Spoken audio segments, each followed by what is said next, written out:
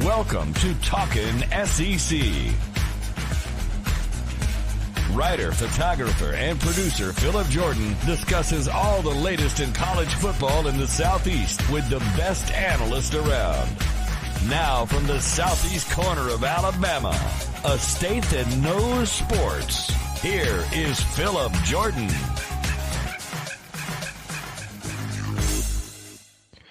What's up, everybody? Welcome into the return episode of Talking SEC. Glad to be able to say that again. We're breaking down Week 6 in the Southeastern Conference over this past weekend. I am your host, Phillip Jordan from Last Word on College Football and 96.9 The Legend in Dothan, Alabama, where I'm the in-studio host and producer, Dothan Wolves Football. Glad to be doing this again. Decided to jump back into Talking SEC, kind of talk some just Southeastern Conference with you guys. And it's going to be a fun episode. Right now, Talking SEC is just on YouTube right now. This is a audio-only edition of the show. We'll be getting back on all the audio feeds, but until that happens, we're just going to be a YouTube show. Got some guests planned for this week as well on the show. Of course, on social media, you can follow me at PJordanSEC. And like I said, this is on YouTube, and we're moving further. We will get back on those different feeds. So going into this weekend, Week 6, always some big games. The Alabama-Texas A&M game was the headliner. Tennessee, LSU was a big one as well. Of course, the Auburn-Georgia game you're looking at says, if Auburn gets blown out, the point spread was around 30. If Auburn gets beat bad enough, will Brian Harsin get fired? Then you had the Arkansas-Mississippi State game. Just some interesting lineup in the SEC here in Week 6. And a major thing for me going into this week and coming out of this weekend was the quarterbacks. And we saw quite a few backup quarterbacks play in these games. Of course, for Alabama, you had Jalen Milroe, who was replacing Bryce Young. You had Haynes King at A&M replacing Max Johnson, Malik Hornsby and Cade Fortin replacing KJ Jefferson at Arkansas, and Kai Sharon there at Kentucky replacing Will Levis. Will Levis did not play on Saturday night. And these positions had impacts on these games, interesting impacts. The backup quarterbacks were 1-3 in these games. Of course, two of them were playing against each other with Alabama and A&M, but they were 1-3 in these games, and that was kind of one of the big things that stuck out to me in this one. I think Haynes King played well at times against Alabama. He made a bad interception right before halftime, but I think overall he played a really decent game and put A&M in a position to win. Malik Hornsby and Cade Fortin, we'll go over that one. I thought both those guys, well, not really both of them. Hornsby showed some things, was not consistent. You saw the difference with Will Levis not being there for Kentucky, and we saw Jalen Milroe, what he could do for Alabama against Arkansas, and you saw a little bit of that, saw a little bad. So we're going to kind of get into all that here on the show today. So let's jump into Week 6, and I'm going to kind of go in order these games were played, just figure it's easier to go that route. And we're going to start off with number 8, Tennessee, beating number 25, LSU, 40-13 in this one. And honestly, the way this game started, LSU had opportunities to be competitive in this game. You look at 40-13, you think that's a big blowout. Tennessee dominated from start to finish, and yes and no. Obviously, of course, you had the opening kickoff. LSU fumbles, Tennessee gets a great field position, score a touchdown. And LSU had some opportunities early in this game. Were not able to convert on some short fourth down plays. The first one was a 4th and 4 with 5:48. In the first quarter, Jaden Daniels threw a pass to Kayshon Booty, but it was 3 yards and needed 4. He was not able to get that. You get that, you're right there in scoring position. You're at the Tennessee 11. Game could be different there. And then that led to a Tennessee field goal, and Tennessee goes up 13-0. Just think it could have been 10-7. I mean, completely changes the momentum and the feel of the ball game if LSU was just able to not come away with points. Even 10-3 would have been a whole lot better than 13-0. Then you had the 4th and 1 with 14:26 left in the second quarter. Josh Williams 1-yard loss. They turn it over on the very next play. Hendon Hooker hits a 45-yard touchdown pass to Jalen Hyatt to put Tennessee up 20-0. And it really felt like that was, that's what broke the game, or that's where the dam broke. I mean, I know LSU would go on and score. It made it 20-7 with 23 seconds left. And then LSU had the ball 4th and 10. I think this was a bad decision by Brian Kelly to go forward on 4th and 10. I say you punt the ball, don't allow Tennessee an opportunity to score. And you say, well, they just scored 3 points, but still that left a negative feeling going into the locker room if you're LSU. And that's something they really couldn't have here. And then so Tennessee gets a field goal. You're up 23-7 at halftime with a lot of momentum. The Tennessee opens the second half with a touchdown and go up 30-7, and then it just that was the deal there. They win 40-13. And we talked about those 4th down plays. Tennessee was 3 for 3 on 3rd down in this game. LSU on 4th down, and then LSU was 0 for 3. And we just talked about those 4th downs. I just talked about all 3 of them for LSU that they did not get there in the first half. The 4th and 10 was tough, and then that was a sack. And you gave Tennessee even a better field position to go down and kick the field goal. But the other ones were 4th and short. With Kayshon Boutte, he fell down when he was in his route, and he did catch the ball, but he couldn't make the play to get the yard. And of course, you lose yardage on the 4th and 1.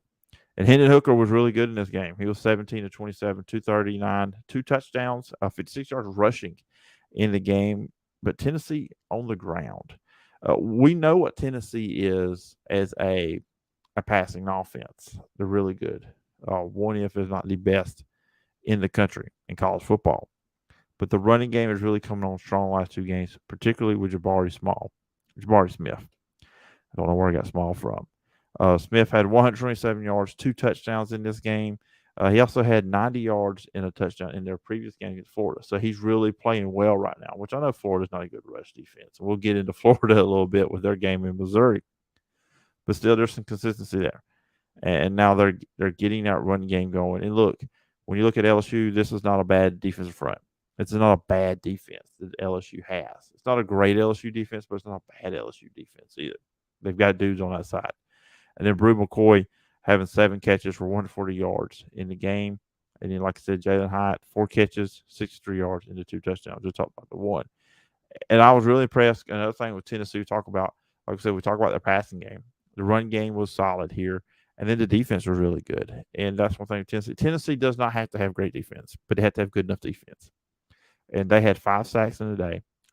Byron Young had 2.5, and they had 9 tackles for loss.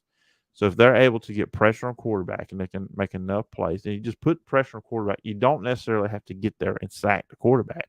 But what you do need to do is speed up the quarterback, make him make a bad decision and throw an interception.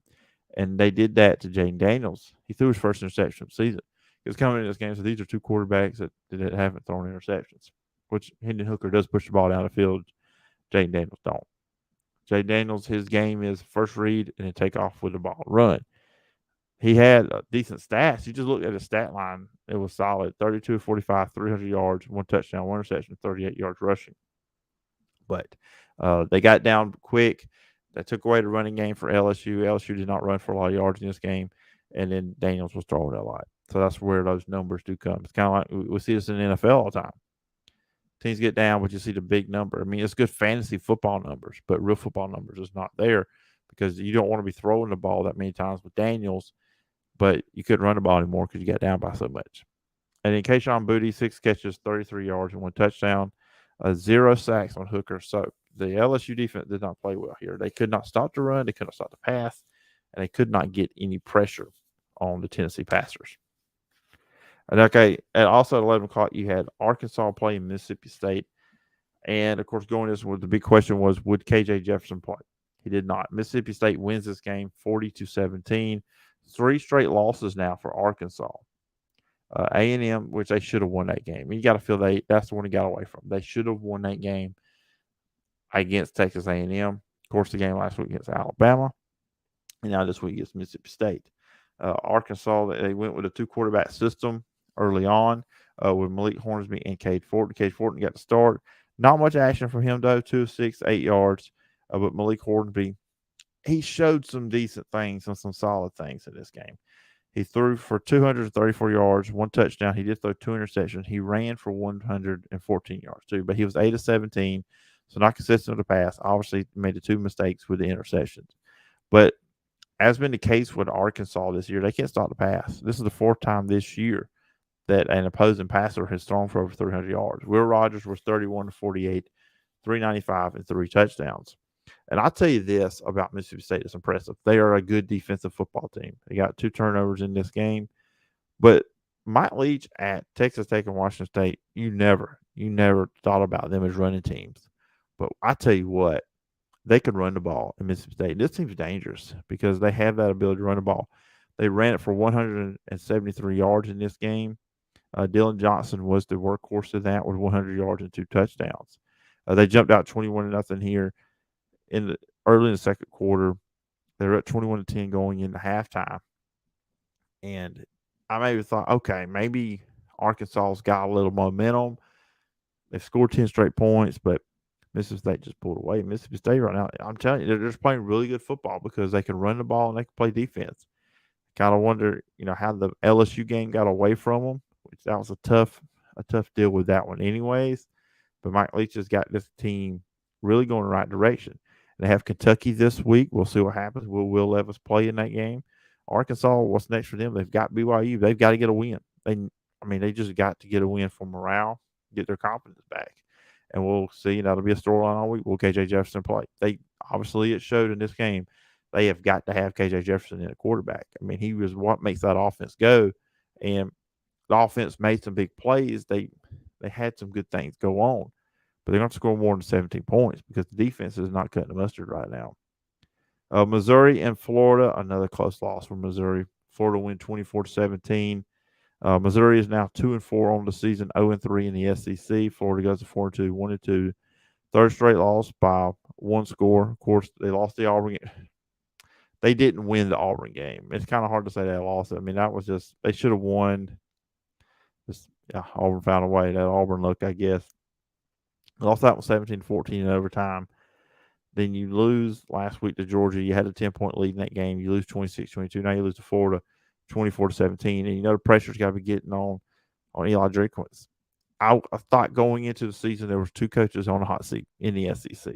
That was Brian Harsin, obviously, and then Eli Drinkwitz. I felt like if Drinkwitz could not get something going early on in the season for Missouri, that he may be one to get fired. Now, this team is in these games. They are outplaying some teams they play.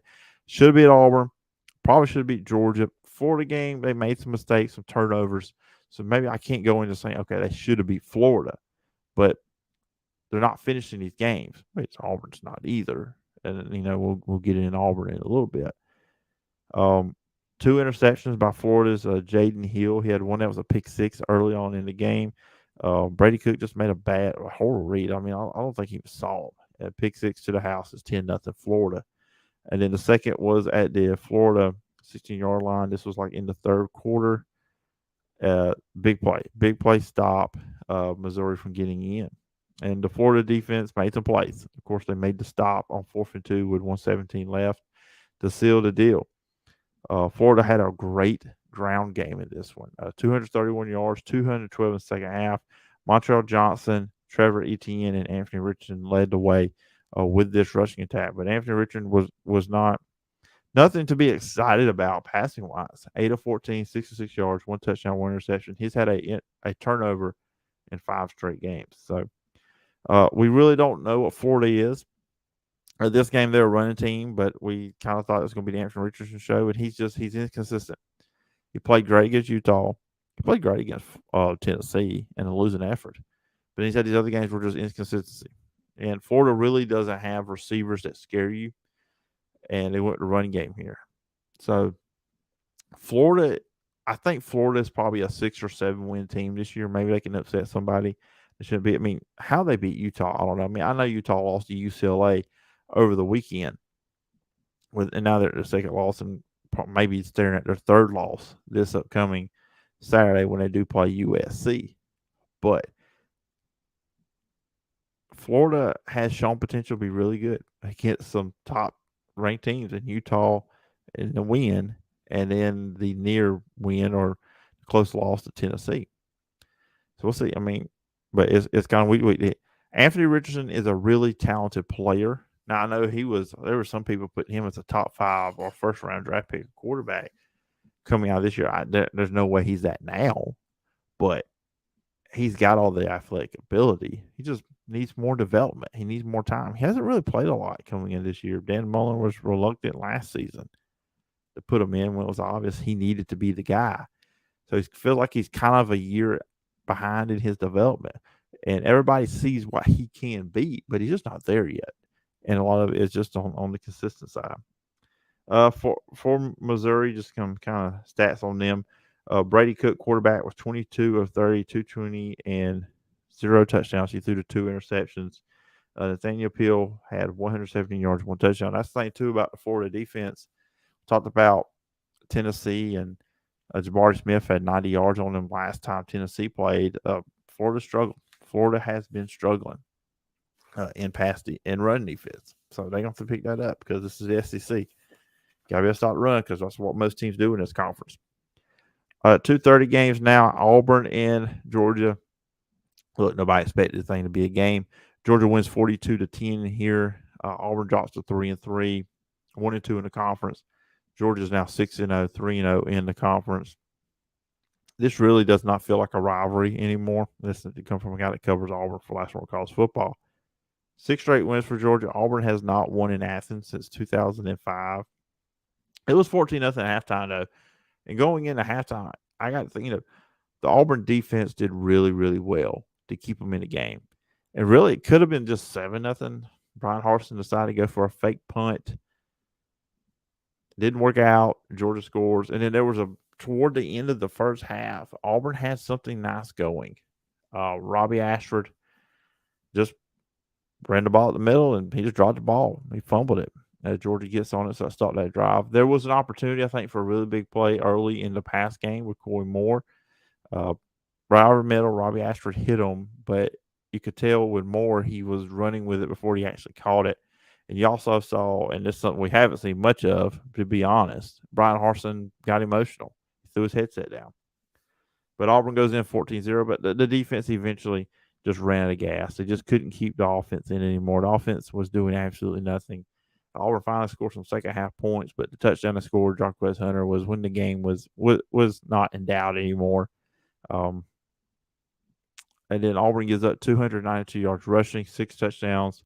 And what really broke the game open, or pretty much ended the game for Auburn, they were down 21-3 early fourth quarter. Stetson Bennett with a 64-yard touchdown.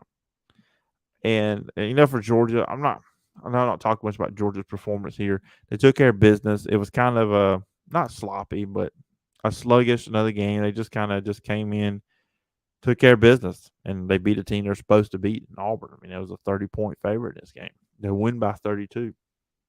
Robbie Ashford's throwing the ball too much. 13 of 38, 168 yards. I mean, I know Auburn's offensive line is bad and they haven't been able to run the ball, but you can't have him throwing the ball that many times. Speaking of running game, Tank Bisbee, 10 carries for 19 yards. So Auburn defense played well as long as they could, but when the offense is just not giving you anything, it does make it difficult for to win any ball games. So at 3 o'clock, we had Ole Miss playing Vanderbilt. Ole Miss won 52-28, but Vanderbilt was up 20-17 at halftime. They had a 10-point lead twice in this one. They were up 13-3 and 20-10 there in the first half. But then Ole Miss outscores them in the second half, 35-8. Quarterback Jackson Dart, I mean, he was impressive. He threw 2 bad interceptions.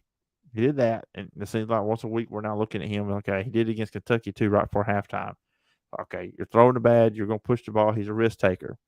But he had his best game in college. I mean, obviously, of Ole Miss, I think, even with his few starts with USC last season. 448 yards and 3 touchdowns. Johnson Mingo, wow, he had a record-breaking performance. 9 receptions, 247 yards, 2 touchdowns in the game. Those 247 yards was an Ole Miss record in a national high. Ole Miss, of course, the best rushing team in the SEC. 143 yards rushing in the game. But, you look at the score, 52-28, but we saw, this is a top 10 team in Ole Miss. And Vanderbilt had a lead on in the first half. I mean, maybe Ole Miss wasn't playing at their top level. But still, Vanderbilt did really well there in the first half, had a lead. A.J. Swan was good in this one, 27-38, 281, 2 touchdowns, no interceptions. Just, Vanderbilt just comes down to talent. They don't have the talent to hang with an Ole Miss team for a whole game. but they are improved. This is an improved Vanderbilt team. It's not a easy game like it was last year. Clark Lee has a team going in a pretty solid direction, I think, with the Vanderbilt Commodores. Now we're getting into the primetime games. Texas A&M and Alabama. Alabama pulls this one out, 24-20. A&M 3-3 on the year now, and then you got Alabama at 6-0. This had the perfect recipe for an upset though, because of the turnovers by Jalen Milroe and then the missed field goals for Alabama. Seems like when Alabama gets upset, the field goal kicking is not there. Milroe has decent numbers passing, 12-19. He only threw for 111 yards and 3 touchdowns. But he had 1 interception and 2 fumbles lost. Alabama really leaned on the run game in here. Jahmyr Gibbs led the way with 154 yards with 7.3 average there. Will Anderson was all over the place, constantly getting at Haynes King. There's a lot of times where Haynes King just had to escape the pocket, throw the ball, and just throw it away. Get out of harm's way, don't mess anything up, and just, go on with your day with that one. With Haynes King were 25 for 46, 253, 2 touchdowns. He threw a bad interception before the half, and he did a good job leading the almost game-winning drive. I did not like the pass attempt there on the goal line. So I believe even if Stewart catches that pass somehow, he's not in the end zone. He's right there at it, at the pylon. I don't think he scores the touchdown there. And it felt like that was the play, that was the guy, that was the only option on that possession. I don't like that in end of game situation. We see it all the time where, okay, if this guy doesn't get open, we don't have any chance of winning this game.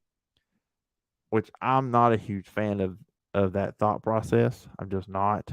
So I really wish they could have maybe figured something out, would have more multiple options for Haynes King to throw to in that situation.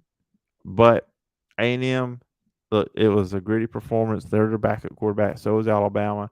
Nobody gave A&M a shot. I think they were a 24-point underdog going into that one. But look, that's their 3rd loss of the year. There's no more victories here, I believe, for A&M. They were supposed to be a national contender this year. They were ranked 6th to begin the year. They're now 3-3. We'll see where this record goes. But next day wins. And this was a big game, and I kind of hope maybe these two kind of keep these games going like this from year to year. And then finally, South Carolina upset Kentucky, number 13 Kentucky, 24-14. This game right here is going to cause maybe some people listening to this some issues when it comes to my power rankings in the SEC. But I put both teams at 4-2 and 1-2 on the season. Will Levis, of course, did not play. Kaya Sharon, he got the start. Sharon, I don't know why I said Sharon. Sharon. I looked him up before this to make sure I pronounced his name right. He was 15, 27, 178. He threw 2 touchdowns, but he threw 1 interception. Chris Rodriguez had 126 yards. This was a defensive battle, 7-7 halftime. I mean, it did not start well with Kentucky fumbling very early, trying with a reverse play. Spencer Rattler did connect with Antoine Wells for the 42 yards with 12:47 in the 3rd.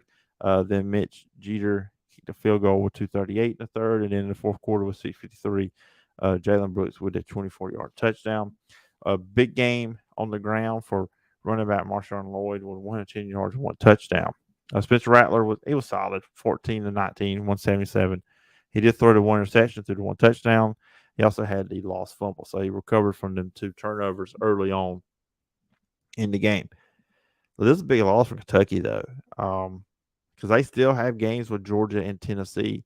You're looking at a team that could be 8-4 at the end of the season.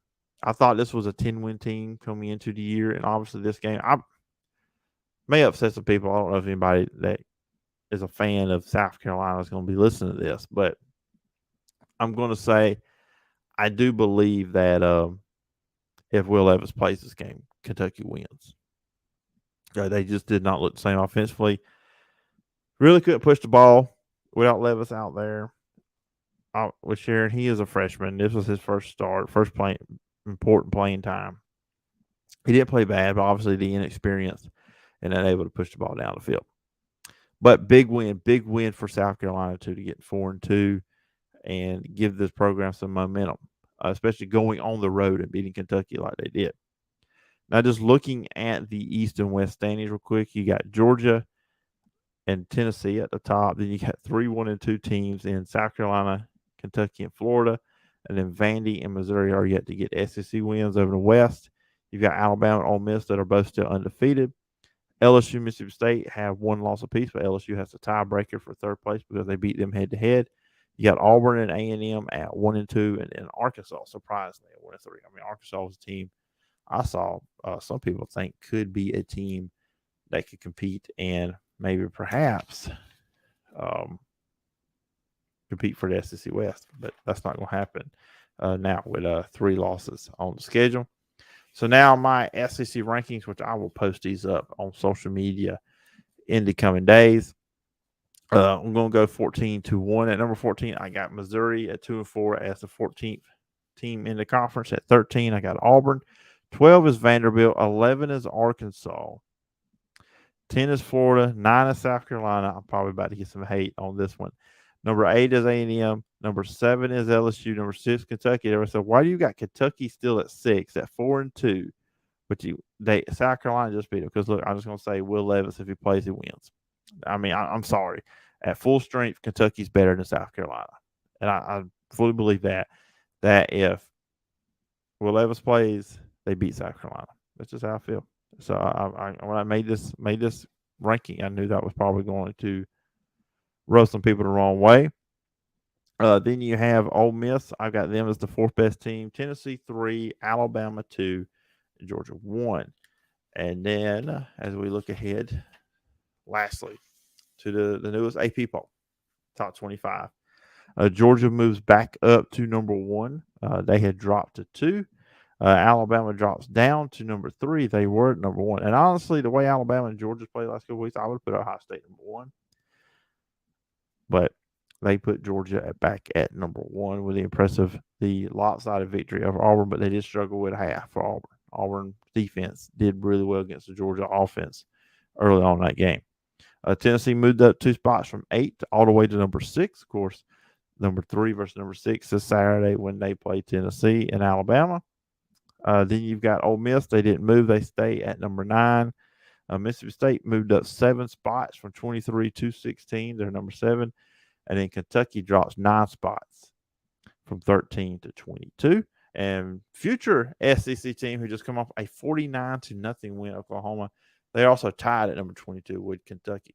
So, and number 16 versus 22 do play on Saturday night when it's Kentucky and Mississippi State, which that game should be fun.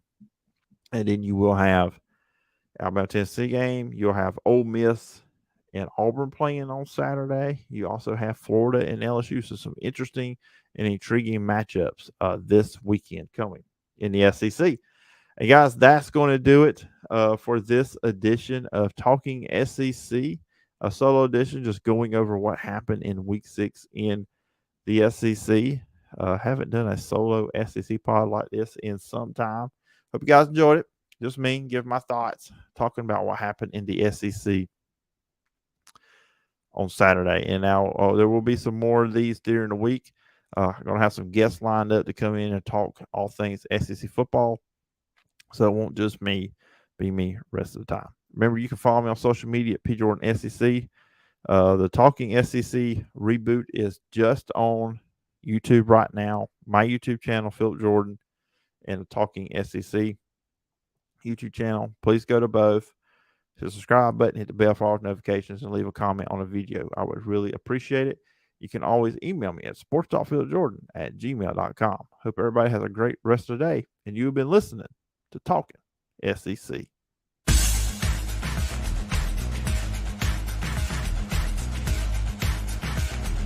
Thank you for listening to Talkin' SEC.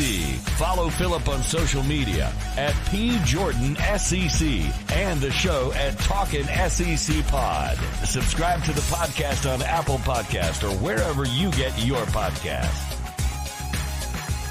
We'll see you next time when we're talking SEC.